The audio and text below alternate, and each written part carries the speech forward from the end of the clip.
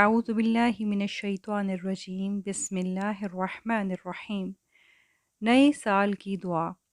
حضرت ابو عقیل زہرہ بن معبد اپنے دادا عبداللہ بن حشام سے روایت کرتے ہیں، وہ فرماتے ہیں کہ حضور کریم صلی اللہ علیہ وآلہ وسلم کے اصحاب یہ دعا سکھاتے تھے جب کوئی نیا سال یا مہینہ آتا۔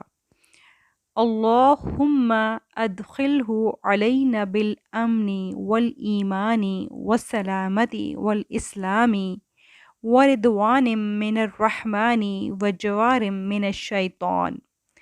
ترجمہ: یا اللہ، اس نئے سال یا نئے مہینے کو ہم پر امن اور ایمان کے ساتھ، سلامتی اور اسلام کے ساتھ، اور رحمان کی خوشنودی کے ساتھ اور شیطان سے حفاظت کے ساتھ داخل فرما۔